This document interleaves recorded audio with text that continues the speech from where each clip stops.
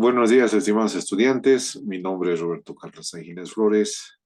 Soy docente del paralelo de la asignatura de Fisiología Humana del segundo año de la carrera de odontología. El tema que se va a dar a continuación es anatomía funcional y formación de la orina, ¿no? Vamos a hablar del riñón, vamos a hablar de la fisiología del aparato renal y obviamente dentro de eso vamos a hablar lo que es la nefrona y todas las funciones del riñón.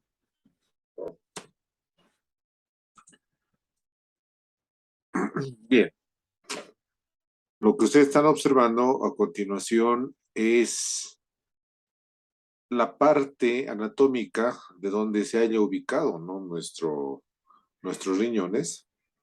Si se dan cuenta, la relación que existe está por debajo de lo que es la cavidad abdominal, está por detrás de lo que serían los intestinos, tanto delgado, intestino grueso. La relación es retroperitoneal, que quiere decir que se encuentran muy por detrás de lo que es el peritoneo, ¿no? Podemos observar es la vena cava inferior, ¿no? La arteria aorta abdominal, que va a dar sus ramas tanto lo que es la arteria renal, a ambos lados, la vena renal. Y la relación de todo lo que es el aparato urinario, ¿no? Que está formado por lo que son los riñones, los uréteres, la vejiga y obviamente la uretra, por donde va a salir toda la orina. Como les había indicado, si nosotros hacemos un corte anatómico, vamos a ver que los riñones se encuentran en las partes posteriores de la pared abdominal. Estaríamos hablando de una pared posterior del abdomen. Cada riñón aproximadamente pesa 150 gramos. El tamaño oscila entre los 14 y 15 centímetros y 7 a 8 centímetros de ancho y unos 4 centímetros a 5 de espesor. El tamaño puede ser similar a lo que sería el puño cerrado de cada persona, ¿no? Vamos a ver que este riñón tiene una cara medial, tiene una cara externa o lateral. Esta cara externa es convexa y la cara interna es cóncava. Esta cara interna cóncava se denomina también como ilio renal, por donde van a pasar los vasos, los nervios, vasos linfáticos y sobre todo los uréteres, ¿no? Que han visto en la imagen anterior. Bien, los riñones, todo forman parte de lo que es el aparato urinario. ¿Por qué se denomina así? Porque tiene la función justamente de formación de la orina. Si nosotros realizamos un corte sagital del riñón, lo que vamos a poder observar, en primer lugar, es una corteza, ¿no? Todo lo que rodea al riñón, toda esta franja que estoy señalando ahorita, se denomina también como corteza renal. La corteza renal es muy importante porque está muy irrigada. Está irrigada, fundamentalmente está irrigado por todos los vasos sanguíneos y sobre todo por los glomérulos y capilares renales. Por debajo de la corteza tenemos lo que se conoce como médula renal, ¿no? Todo esto es la corteza. Tenemos acá lo que es la parte o la cubierta externa del riñón, que vendría a ser la cápsula renal, y la médula, lo que está por dentro de la corteza. La médula se caracteriza por no ser muy irrigada, a diferencia de la corteza renal, que es sumamente irrigada. La médula carece o tiene muy poca irrigación. En la médula vamos a apreciar en un número de 8 a 10 lo que se denomina también como pirámides de Malpighi o pirámides renales. Estas son las pirámides renales o pirámides de Malpighi, ¿no? Estas pirámides van a terminar en lo que se denominan como cálices menores, que son receptáculos de lo que va a ser la formación de la orina. Son los primeros recipientes, estos cálices menores, que van a formar los primeros receptáculos de orina. ¿Dónde se forma la orina? Se va a formar en todo lo que es la corteza y se va a formar en parte de la médula, ¿no? Y obviamente en estas pirámides de Malpighi son donde se va a drenar en estos cálices menores. La unión de estos cálices menores forman otro cáliz que se denomina también como cáliz mayor, ¿no? Estos cálices mayores se van a unir y van a formar lo que se denomina también como pelvis renal. La pelvis renal va a drenar en lo que son los uréteres. Entonces ahí microgota a microgota se van a ir colectando la orina formada tanto en la corteza suprarrenal, perdón, renal y en la médula renal a nivel de las pirámides renales de Malpighi.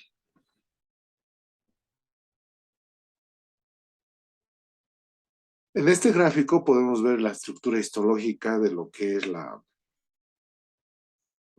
corteza renal, donde ustedes pueden apreciar que existe bastantes capilares, ¿no? La corteza renal con bastantes capilares, eso es que está muy irrigada, ¿no? Y la médula renal no va a estar tan irrigada como la corteza renal, pero sí va a contener bastantes túbulos que forman lo que es la orina, en tanto los cálices menores que están acá y los cálices mayores y luego la pelvis renal y los uréteres. Lo que ustedes pueden apreciar en este gráfico es cómo la arteria renal va ingresando y cómo la vena renal sale, ¿no? A través de esta escotadura que vemos indicados que se denomina como hilio. Ahora, mire, todos sabemos que los riñones forman parte del aparato urinario y al ser parte del aparato urinario tienen funciones muy importantes en lo que es la eliminación de los desechos del organismo, ¿no? Tenemos que entender que la sangre que va a llegar a los riñones tiene que ser purificada y la purificación va a ser dada en cada riñón gracias a que en la corteza renal tienen abundantes capilares que permiten la filtración del plasma, ¿no? Permiten que se filtre el plasma. Y al filtrarse se va a eliminar todo lo que es malo y obviamente se va a reabsorber o se va a recuperar todo lo que es bueno para el organismo, todo lo que nuestro cuerpo necesita para mantener un equilibrio en sus composiciones extracelulares. La médula, como les había dicho, tiene poco flujo sanguíneo, pero es donde se empieza a concentrar la orina, o sea, donde se empieza a juntar microgota con microgota, que es formada a través de lo que es las nefronas. Bien, cuando hablamos de irrigación, vemos que por medio de la arteria renal llega una determinada cantidad de sangre proveniente de nuestra circulación. Esa cantidad de sangre oscila alrededor, aquí vemos un gráfico, del 22% de lo que sería el gasto cardíaco. Si tomamos en cuenta que el gasto cardíaco es 5.000 ml, o sea, son 5 litros, el gasto cardíaco es la cantidad de sangre que pasa por el corazón en un minuto. El 22% de esos 5.000 serían 1.100 ml, ¿no? Por eso acá indicamos que es 1.100 ml el gasto renal, así se denominaría. O sea que cada minuto ingresan a los dos riñones 1.100 ml, sumado los dos riñones, ¿no? O estaremos viendo que entran un poco más de medio litro a cada riñón por minuto. Y a eso se le denomina gasto renal, ¿no? ¿Por dónde va a ingresar? Por esta escotadura que habíamos señalado, que se denomina como ilio-renal. Va a ingresar la arteria renal, que están viendo en este acá, y esta arteria renal se va a ramificar, ¿no? ¿Cómo se va a ramificar? Obviamente va a tener divisiones que primero se van a dividir en dos, que es una arteria renal posterior y una arteria renal anterior, y a partir de ahí se van a segmentando, dividiendo en arterias interlobulares, interlobulillares, arterias arcuatas o arciformes, y luego vamos a tener los famosos capilares aferentes, ¿no? Entonces, en ese sentido se van volviendo cada vez muchísimo más pequeñas hasta llegar a los capilares aferentes. Vuelvo a repetir, la arteria renal, las arterias interlobulillares, las arterias interlobulares, las arterias arcuatas o arterias arciformes y las arteriolas antes denominadas también como arteriola arciforme, que es esta, que están ubicadas más o menos por este sector y a las arterias arciformes, formando una especie de arco, si se dan cuenta, ¿no? Por eso se denominan arciformes, porque tienen forma de arco, o sea, se doblan. Y a partir de ahí salen miles y miles de ramas más pequeñas que se denominan también como arteriolas aferentes. Son estas de acá. Esta vendría a ser una arteriola aferente. La arteriola aferente es la última porción que contiene músculo, porque después ya no se va a denominar arteriola, se va a denominar capilar. Y ahí tenemos los famosos capilares glomerulares, que forman un glomérulo, o sea, como si fuera un ovillo, ¿no? Entonces, ¿qué nos indica esto? Las arteriolas aferentes acaban siempre en capilares. Y estos capilares particularmente tienen una forma, como si fuera un ovillo, o sea que forman una especie de círculos y como si fuera un ovillo, por eso también se le denomina como glomérulo renal, ¿no? Es ahí donde se produce la filtración, es ahí donde se produce la famosa filtración. A este nivel se filtran todo nuestro plasma, toda nuestra sangre. Sale todo lo que es malo de la sangre y obviamente se queda todo lo que es bueno, ¿no? Se filtran tanto líquidos como sólidos, o sea, como solutos. Obviamente estamos hablando de partículas microscópicas, de partículas muy pequeñas, ¿no? Después vamos hablando un poco de la irrigación.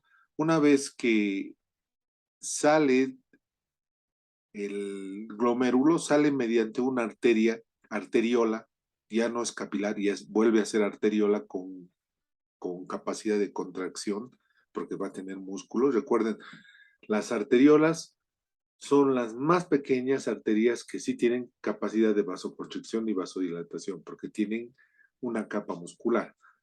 Mientras que los capilares carecen de esa capa muscular. Los capilares tienen poros. Aquí yo tengo muchos poros o ventanas o fenestraciones o hendiduras. Por eso se puede filtrar, por eso por ahí sale la mayor parte del líquido y del soluto. Y después de eso forman, como les decía, una arteriola de nuevo, pero esa arteriola ya no se va a llamar arteriola aferente, se va a llamar arteriola eferente. Eferente significa que sale. En este caso sale de lo que es el glomérulo, esta arteriola, y de nuevo va a empezar a formar otros capilares, pero ya no en forma de glomérulo, sino en forma de red, como ven aquí.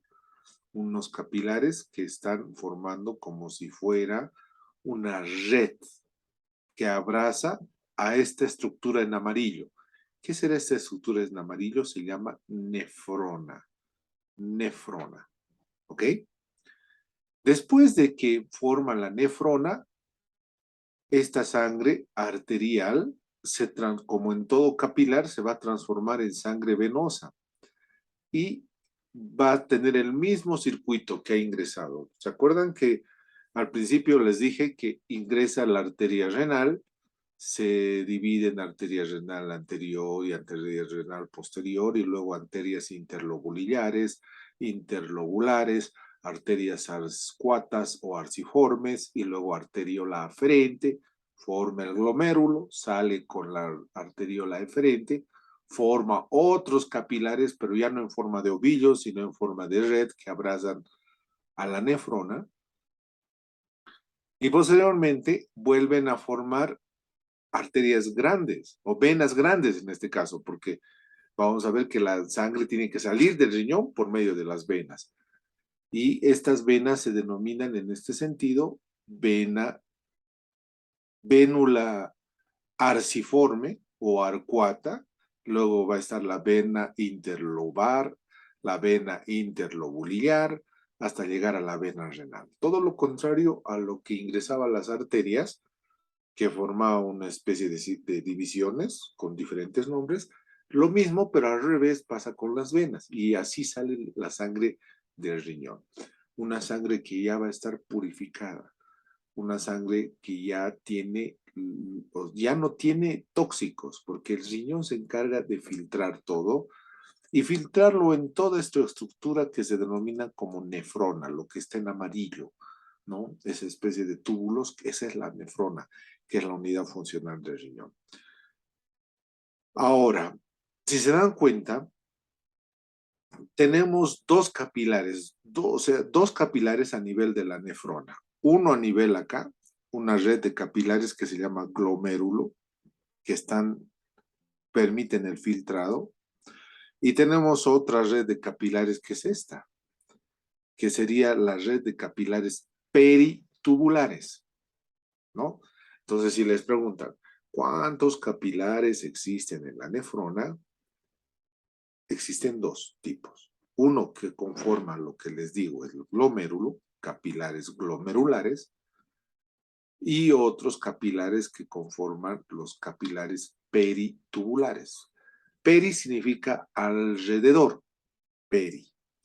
Tubular viene de los túbulos de la nefrona. Si se dan cuenta, están alrededor de la nefrona, ¿no? Y la nefrona, ahí está su parte que tiene el túbulo proximal, tiene el túbulo proximal, tiene el túbulo contorneado distal, tiene el asa de Henle, etcétera, ¿no? Entonces, tenemos ahí esos datos bien importantes. ¿Qué más podríamos hablar? Que existe presiones a nivel del riñón. Por eso el riñón hay que tener mucho cuidado con las enfermedades que alteran la presión, como ser la hipertensión arterial, porque los riñones sufren con la presión alta, porque los riñones tienen una presión ya a nivel de este glomérulo, y esa presión a nivel del glomérulo es de 60 milímetros de mercurio. Se llama presión hidrostática glomerular. Nunca se olviden, ¿sí? La presión hidrostática glomerular, o sea, es la presión de salida del líquido del glomérulo en el momento de la filtración. Y es de 60 milímetros de mercurio, la presión de filtración glomerular.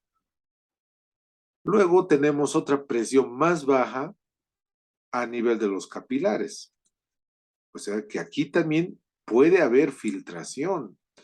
¿Qué quiere decir? Puede seguir saliendo elementos hacia los túbulos, porque es en los túbulos donde se forma la orina, y la orina poco a poco se va formando en esta nefrona, particularmente, y va a formar lo que es la orina, ¿no? Recordemos que de esta nefrona nosotros tenemos 1.000.000 de nefronas que están ubicados acá en la corteza suprarrenal, perdón, en la corteza renal. 1.000.000 de nefronas, ¿no? Bien, entonces, dos tipos de presiones fundamentales para esta primera parte. Una presión a nivel del glomérulo, una presión de filtración, que es de 60 milímetros de mercurio, y les dije que hay otros capilares, que serían los peritubulares, y esa presión de filtración es de 13 milímetros de mercurio. Bien. Entonces, estos vasos sanguíneos renales funcionan así. Ingresa la arteria renal anterior, arteria renal posterior. La arteria se divide en arteria interlobular, arteria arcuata o arciforme. Luego está la arteriola aferente. Esta arteriola aferente forma la primera red capilar, que es el glomérulo renal, si se dan cuenta acá. Y aquí se filtra a 60 milímetros de mercurio de presión hidrostática. Y se filtra mucho, mucho, todo el líquido. Cuando nosotros tomamos líquido en exceso que está en nuestra sangre, de aquí sale. Tenemos desechos como ser la urea, la creatinina, el ácido úrico, la bilirrubina, todos los desechos, medicamentos por aquí se filtra todo del plasma. Y hay algunos que no se filtran porque la circulación es rápida, ¿no? Y siguen pasando, pero hay otros que se puede filtrar a este nivel también, porque los capilares que son peritubulares también filtran, pero no filtran tanto, porque filtran a una presión menor. ¿Cuánto era la presión? Sí, 13 milímetros de mercurio. Y vuelve luego con las venas interlobulares, venas interlobuliares, venas arcuatas arciformes, venas renal, hasta acabar en la vena más grande que es la vena renal y sale del riñón, ¿no? La sangre, pero ya purificada. Y todo eso se queda acá, pues, todos los desechos se van, el exceso de agua, el exceso de desechos, el exceso de agua y los desechos, no solamente desechos, cuando nosotros consumimos, digamos, elevada cantidad de sodio, porque podemos consumir bastante sodio, nuestro cuerpo tiene que tener una determinada cantidad de sodio y ustedes saben bien que la cantidad de sodio en nuestro cuerpo está alrededor de los 138 y 146 milimoles o miliequivalentes por litro, con un promedio de 142.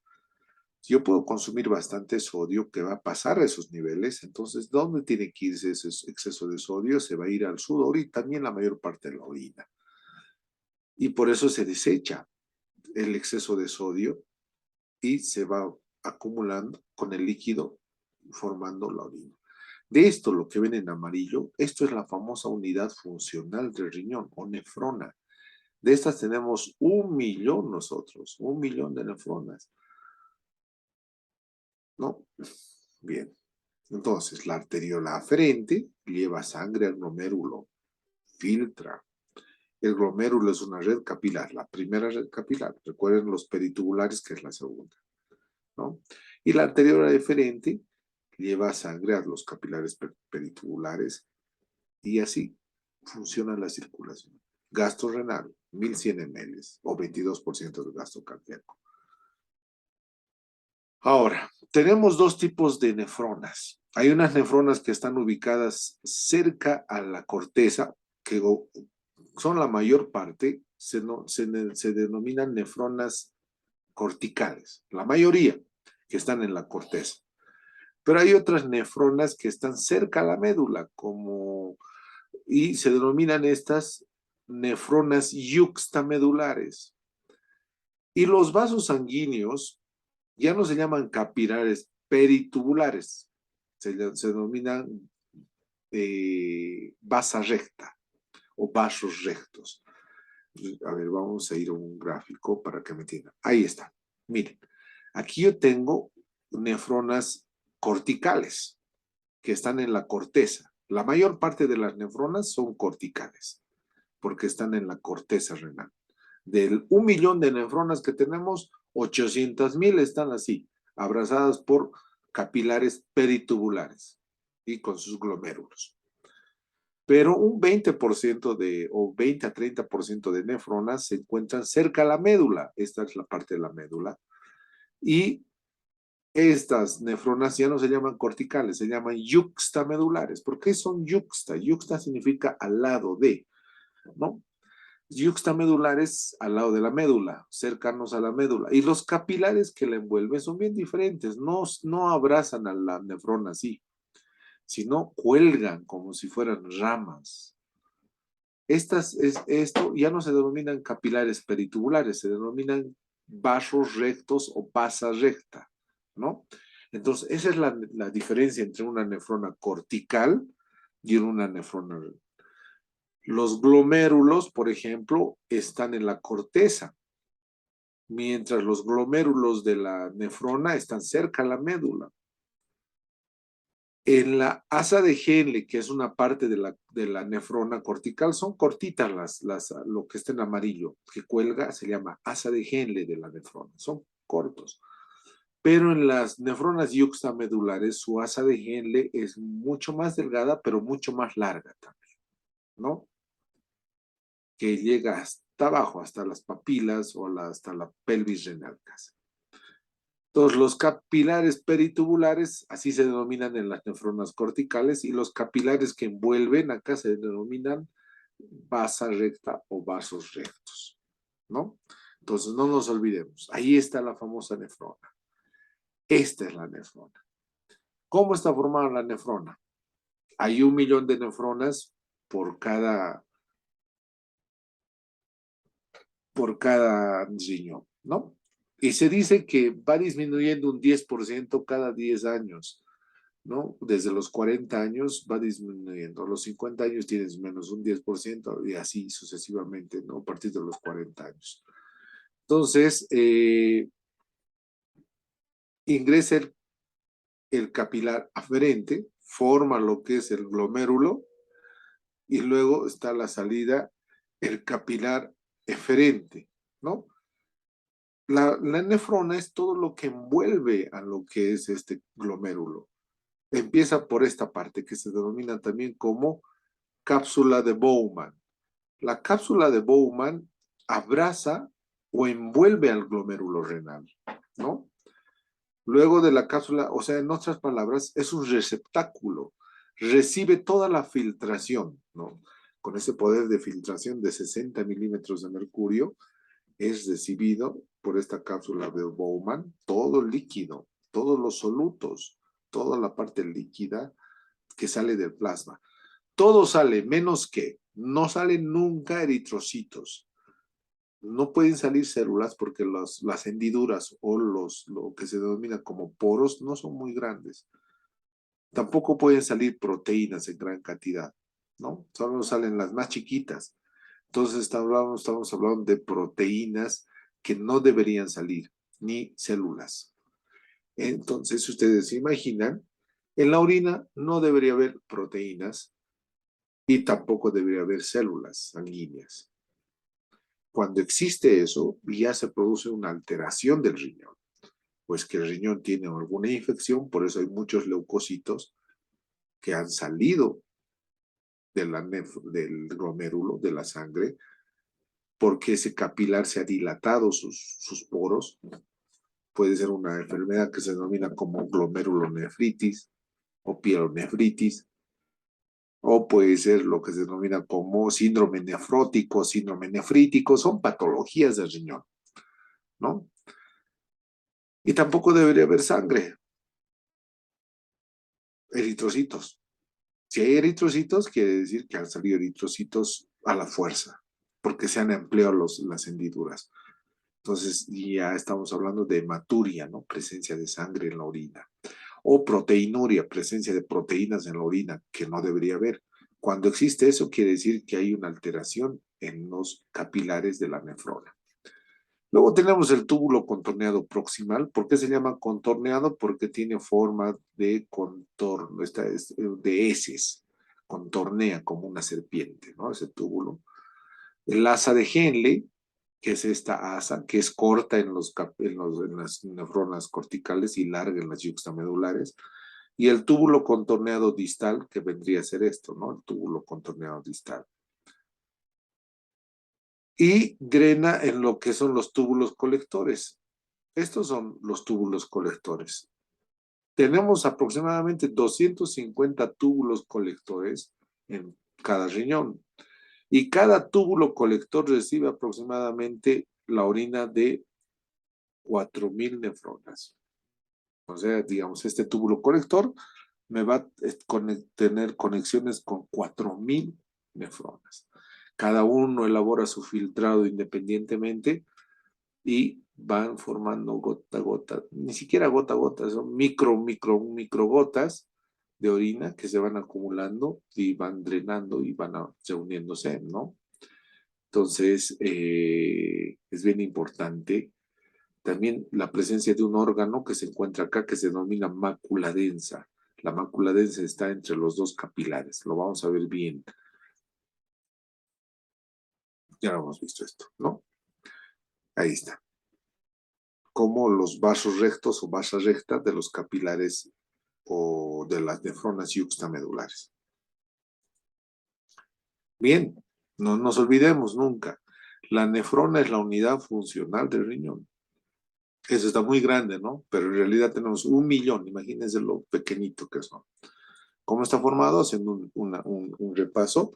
¿Cómo está formada? La nefrona está formado por un glomérulo renal o corpúsculo renal. Una cápsula de Bowman que recibe toda la filtración. Un túbulo contorneado proximal. Una asa de Henle con su porción delgada ascendente y gruesa ascendente. Túbulo contorneado distal. Túbulo colector. ¿Cuántos túbulos colectores hay? 250 por cada uno.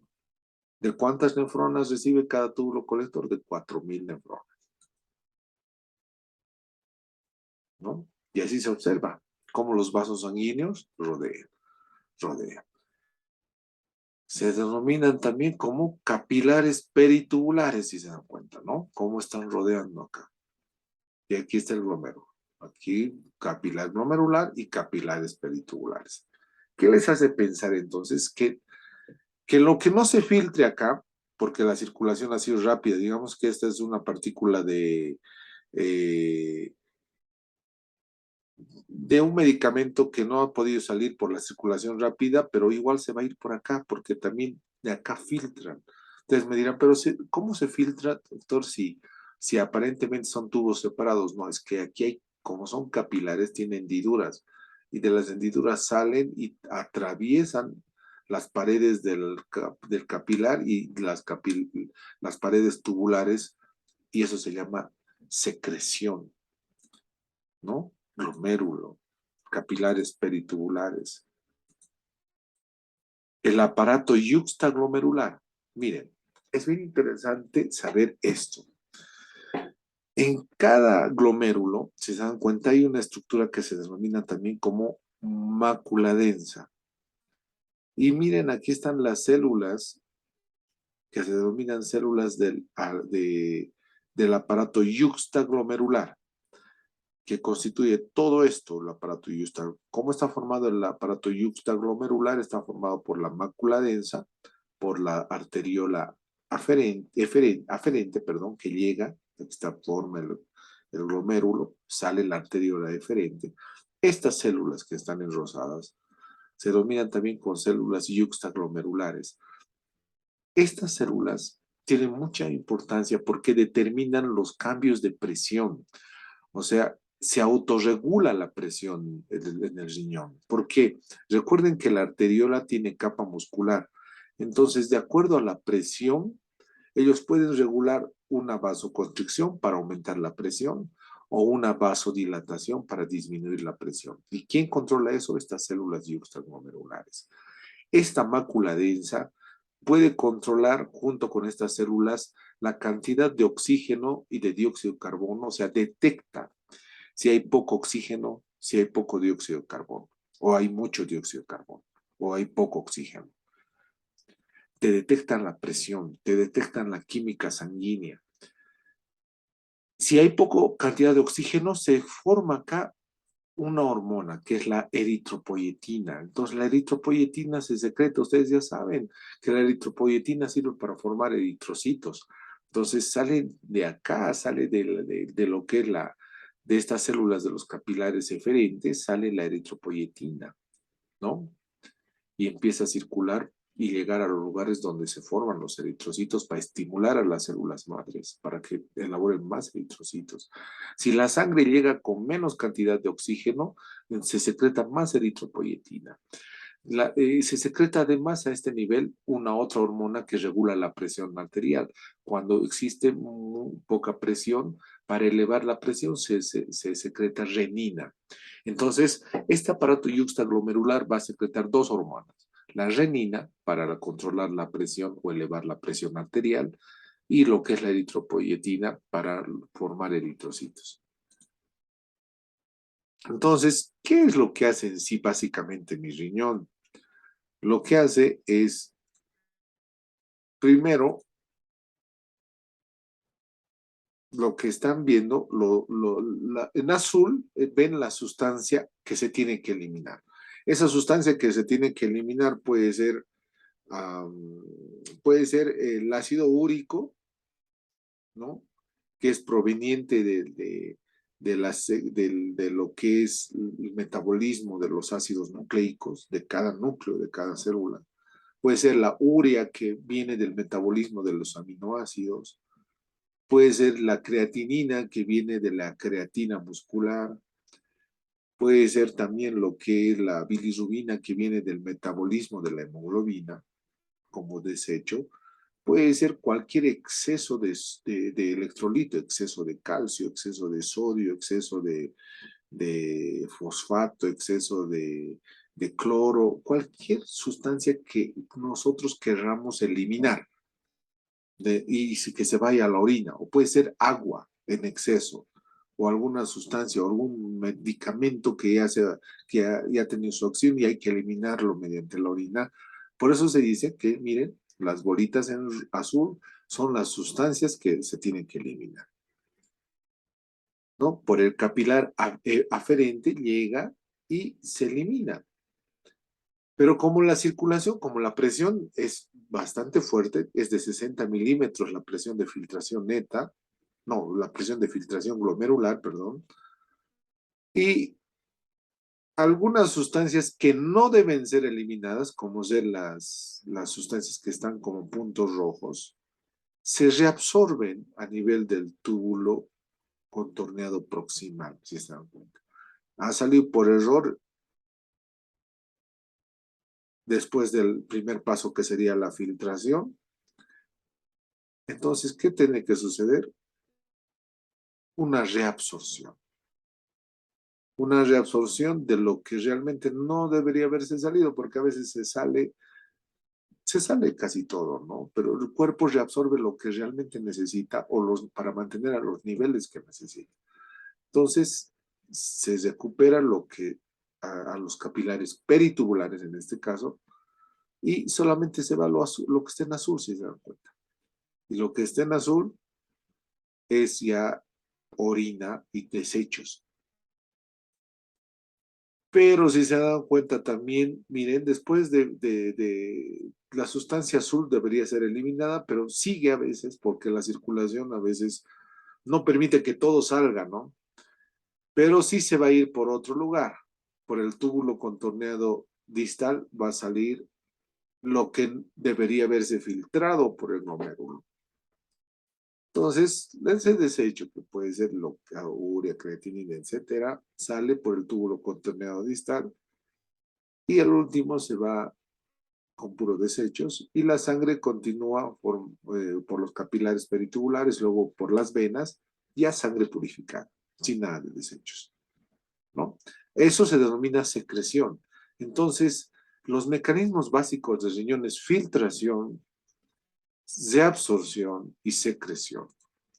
Todo eso termina en lo que es la excreción o formación final de la orina. Entonces, no se olviden, ¿cuáles son los mecanismos renales básicos?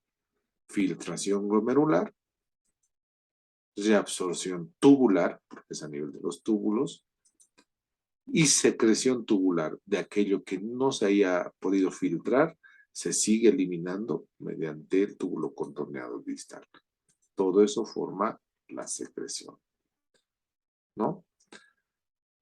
Entonces, la cápsula de Bowman, el túbulo contorneado proximal, el asa de Henle, el túbulo contorneado distal, todo esto es la nefrona. Y aquí se producen todas las funciones del riñón, desde la más importante que es la filtración a otras que vamos a ver.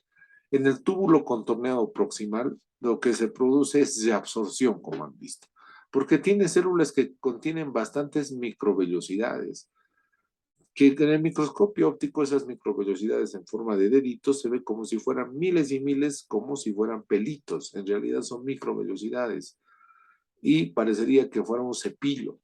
Por eso se le denomina ribete o borde en cepillo, ¿no? Porque son células que tienen gran cantidad de microvellosidades, que tienen gran cantidad de proteínas de transporte que incrementan su superficie de intercambio gracias a las microvellosidades. Funciones de absorción y también secreción.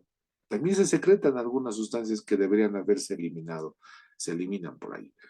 En el asa de Henle, en la porción descendente, se produce más reabsorción de agua. Y en la porción ascendente, transporte de sodio, y es una región impermeable al agua. El túbulo contorneado distal también es una región impermeable al agua gracias a una hormona, que es la hormona antidiurética o vasopresina. También existen las funciones de secretar y de absorber algunas sustancias dependiendo de las necesidades del cuerpo. Y por último, el túbulo colector, que les había dicho que son 250 túbulos colectores que recogen aproximadamente la orina de 4.000 nefronas. En este túbulo colector puede producirse reabsorción y secreción, también regulada por la hormona antidiurética o vasopresina, al igual que la última parte del túbulo contorneado distal, ¿no? Mecanismo de autorregulación. Como han visto, este aparato yuxtaglomerular contiene lo que son detectores de presión, o sea que se autorregula el riñón en su presión. Puede detectar y variar su propia presión gracias a la vasoconstricción y vasodilatación de las arteriolas aferentes y eferentes. Tienen capa muscular, se pueden contraer y dilatar, ¿no? Y también puede aumentar la presión gracias a la producción de renina. Esta renina va a activar a lo que es la angiotensina y la angiotensina la aldosterona. Es un mecanismo de regulación de la presión, ¿no?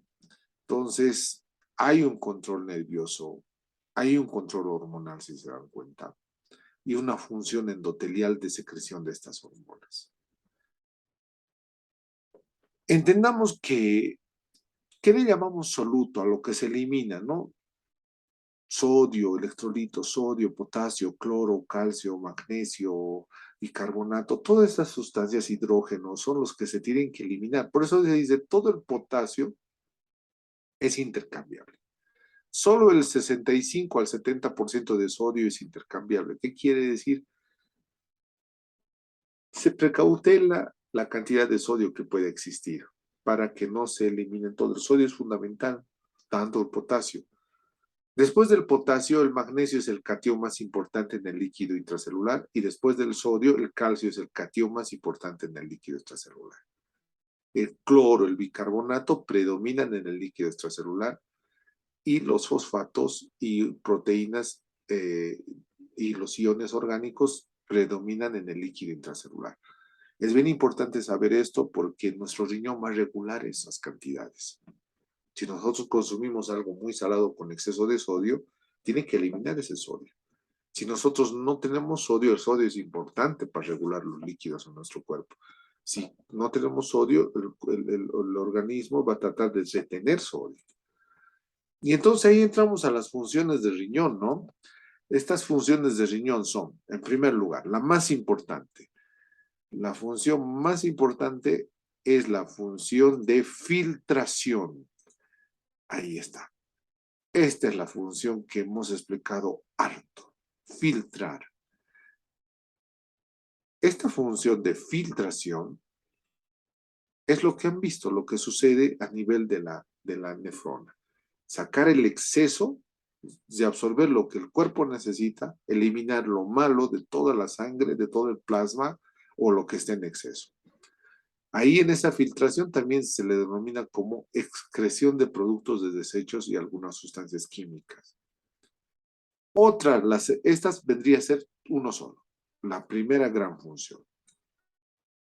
La segunda función importante del riñón, que es la regulación del equilibrio hídrico y electrolítico. ¿Qué quiere decir? Que el riñón controla la cantidad de líquido que hay en el cuerpo, gracias a que maneja mucho el sodio. El sodio es un electrolito que se encarga de retener líquidos en el cuerpo. Si una persona tiene mucho sodio en su cuerpo, retiene bastante líquido por el fenómeno homeostático de ósmosis, ¿no? Entonces, como me produce el equilibrio entre agua, si ingreso una determinada cantidad de agua, también tiene que salir una determinada cantidad de agua. Y eso está en base a los electrolitos como el sodio. Esas son las dos funciones más importantes que tiene el riñón.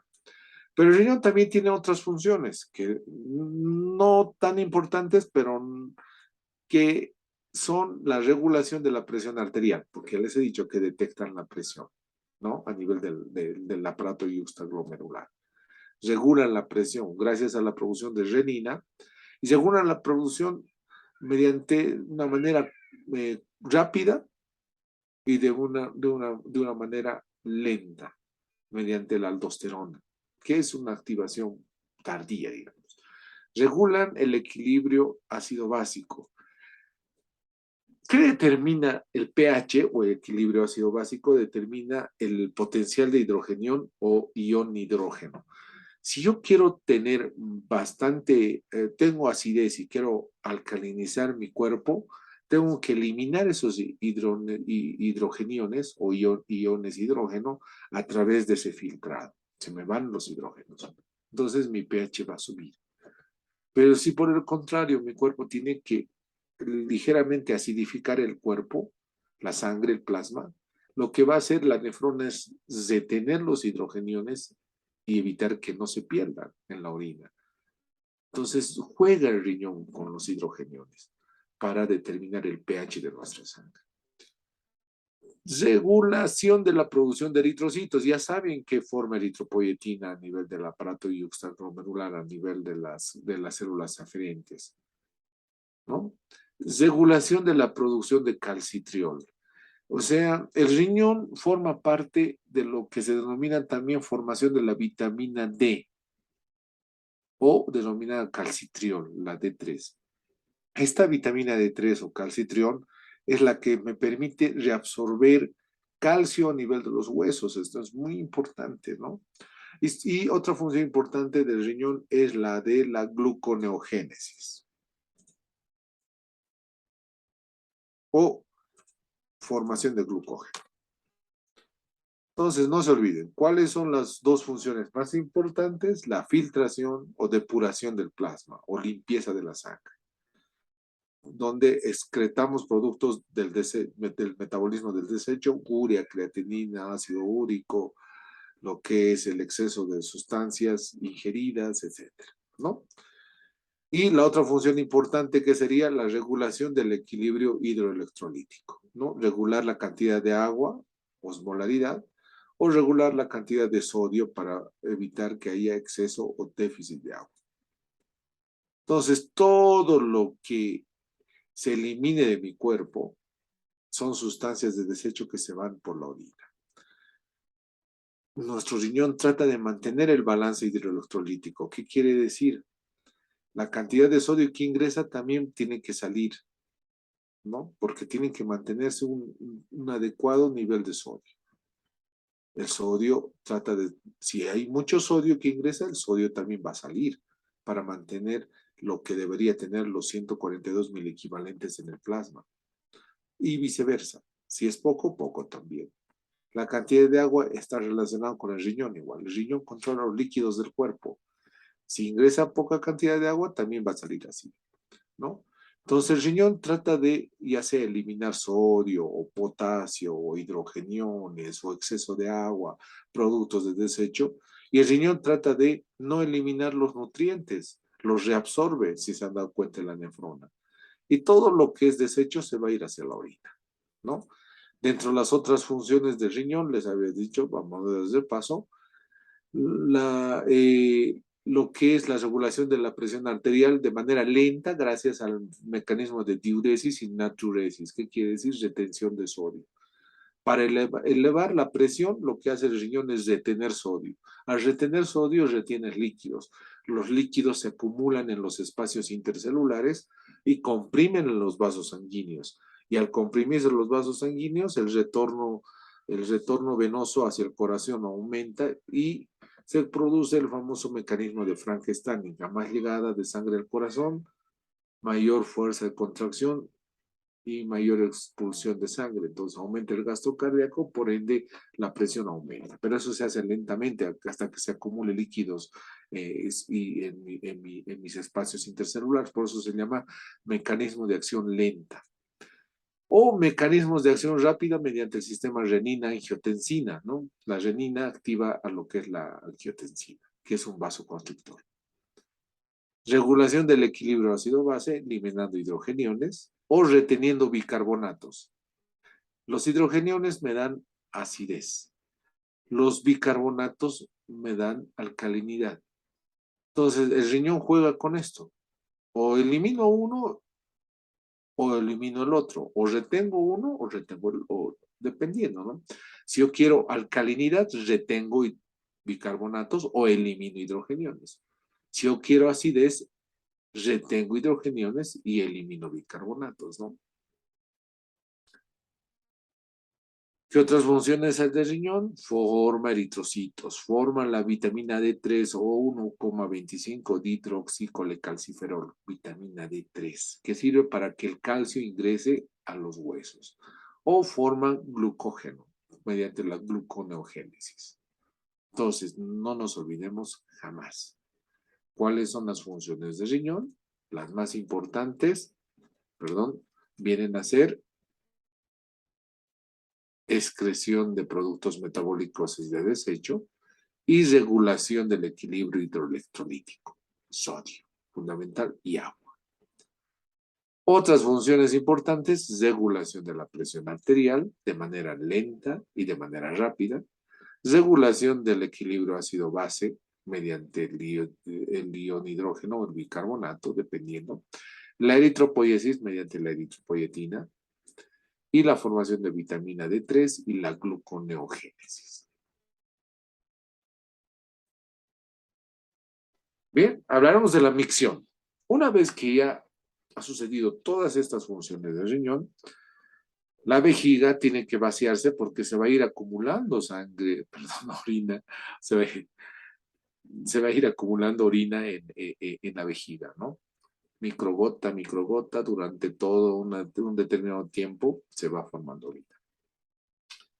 Y se va a llenar la vejiga. Obviamente la vejiga de la mujer tiene una cantidad superior en cc's en comparación a la vejiga del hombre, ¿no? En el momento que llega a llenarse, empieza a tensionarse, es músculo liso, y se empieza a tensionar la vejiga y empieza a haber un reflejo nervioso que va a enviar esta vejiga, que se denomina como reflejo miccional, ¿no? Ahí están los uréteres de cada riñón trasladando la orina. Esta parte están las aberturas donde llegan los uréteres, que es obviamente la porción inferior, y tenemos un esfínter interno.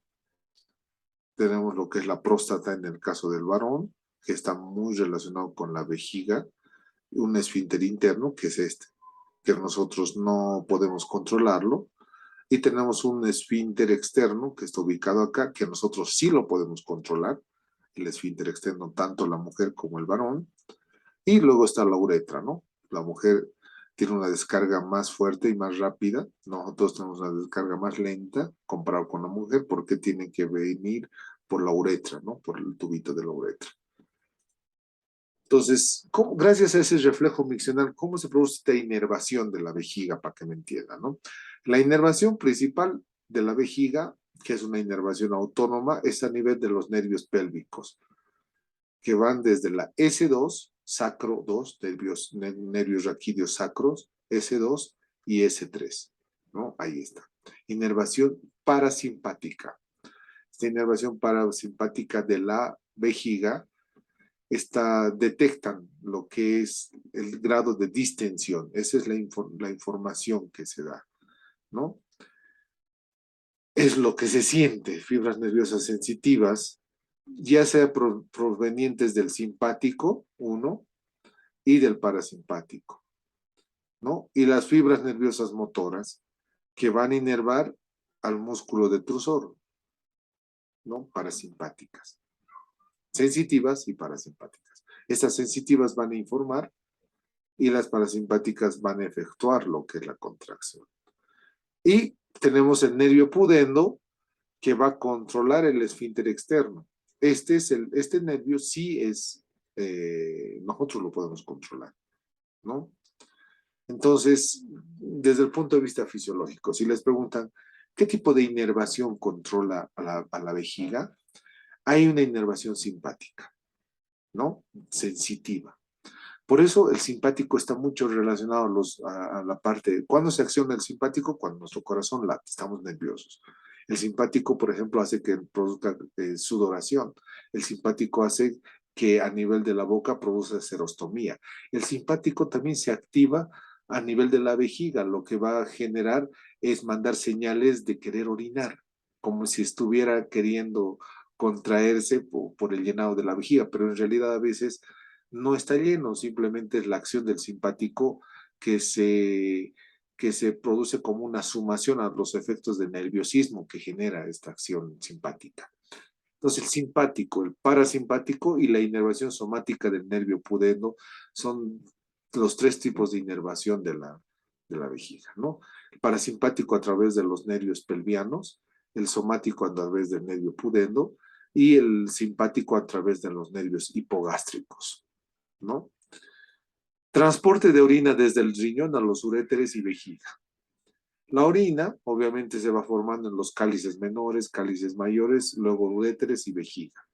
Y esto empieza porque los uréteres tienen músculo liso y van generando contracciones y van llevando la orina de esa manera. Puede ocurrir sensaciones de dolor en los uréteres o en la misma vejiga o en la pelvis renal. Esa sensación se debe a que puede haber una contracción intensa. Ese reflejo se llama reflejo urétero-renal de los riñones. ¿Qué quiere decir? Que cuando hay un dolor intenso, se bloquea lo que son las arteriolas renales y no hay filtración. ¿Por qué puede ser que haya una obstrucción a nivel de los uréteres? Entonces se produce una disminución de la orina, ¿no? Esto se produce fundamentalmente porque puede haber una alteración en la pelvis renal o en el uréter. Es muy importante saber esto porque es un mecanismo de evitar la formación de orina, ¿no? Por la complicación de un cálculo renal que ha obstruido un uréter o la uretra, que es muy doloroso y eso evita que haya filtración a nivel de las nefronas. Llenado de la vejiga urinaria. Cuando no hay orina en la vejiga, la presión es de 0. Pero la presión va a aumentar a partir de que se empiece a llenar con 30, 50 ml. Por encima de 300 a 400 ml, que se da en el caso de la mujer, que su vejiga puede llegar a tener esa gran cantidad, se produce un aumento rápido de la presión y eso manda señales a los nervios simpáticos para que se produzca lo que es el vaciado gracias a la inervación parasimpática, ¿no? El esfínter interno se va a relajar y va a permitir la salida, pero el esfínter externo es controlado por el pudendo, va a evitar eso. Si nosotros no queremos orinar en ese momento, vamos a retener la orina, ¿no? Pero ese reflejo miccional va a ir creciendo, si se dan cuenta. va a ir creciendo de tal punto que va a aumentar la presión progresivamente y en el momento que ya no podamos nosotros resistir, se va a abrir lo que es el esfínter externo automáticamente y se produce la orina, la salida de orina, ¿no? Puede haber anomalías a nivel de la micción, o sea, de orinar. Micción significa orinar en términos fisiológicos. Una vejiga atónica. ¿Qué quiere decir? Que ha habido destrucción de fibras simpáticas sensitivas. Entonces, de acuerdo a eso, no va a haber señales de que la vejiga tiene que contraerse. Entonces, la vejiga siempre se va a eliminar poco a poco porque no va a haber carencia de contracción parasimpática. O la vejiga automática, que se debe a una lesión de la médula de la región sacra, de donde parten los nervios sensitivos y de los nervios parasimpáticos. Y obviamente la vejiga, esto generalmente se produce en las personas paralíticas, ¿no? Vaciado de vejiga no anunciado, o sea, se vacía la vejiga cuando quiere. Entonces, por eso estas personas tienen que usar pañales, tienen que usar catéteres, porque la orina continúa saliendo cuando lo desea. O vejiga neurógena, es cuando hay alguna lesión a nivel de la médula espinal o alguna lesión a nivel del tronco del encéfalo o señales inhibidoras o señales excitadoras que producen micción frecuente, ¿no? En el caso de los nerviosismos, de la famosa inervación simpática. Bueno, con eso terminamos la primera parte de lo que es fisiología renal. La siguiente clase les van a explicar todo sobre lo que es la filtración glomerular y cómo se genera esta filtración en base a presiones. Espero que haya sido de su agrado este primer tema. Nos vemos para otra ocasión. Muchísimas gracias por su atención. Hasta luego.